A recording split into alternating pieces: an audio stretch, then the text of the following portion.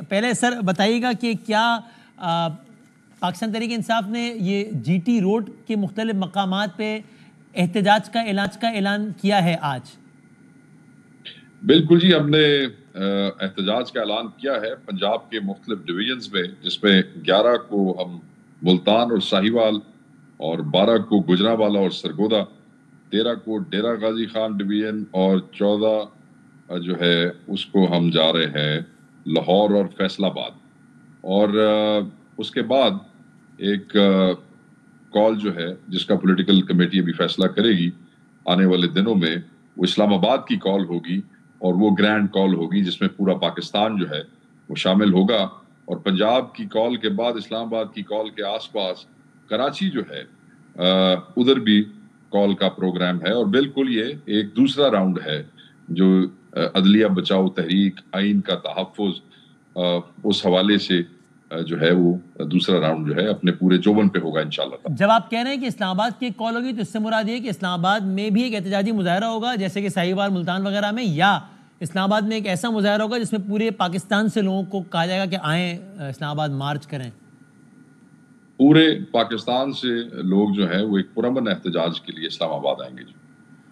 اور اگین جب آپ اسلام آباد کہہ رہے ہیں تو یہ سنگجانی یا اس طرح کا کوئی، یا پھر آپ کوئی مرکزی مقام ڈی چوک یا اس طرح کا کوئی مقام؟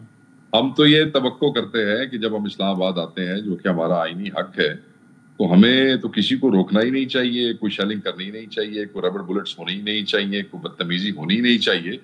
اس لیے کہ پی ڈی ایم کے دور میں بھی آپ دیکھ لیں، اس سے پہلے جب ہماری گورنمنٹ تھی اور ہماری گورنمنٹ کے دور میں، اگر آپ حمزہ شہباز اور مریم نواز صاحبہ اور پھر بلاول بھٹو صاحب ایک مارچ کر کے آئے تھے سندھ سے پنجاب اور پنجاب سے آپ کو یاد ہوگا اسلام آباد مہنگائی مکاؤ مارچ، آپ کو یاد ہے کون سی رکاوٹیں تھی، کون سے کنٹینر تھے، کون سی گولیاں چلائی گئی تھی. اس دوران مریم نواز صاحبہ جو ہے وہ کے پی کے میں جاتی رہی جہاں پہ ہماری گورنمنٹ تھی اور اپنے جلسے کرتی رہی، جلوس کرتی رہی، اپنے احتجاج کرتی رہی.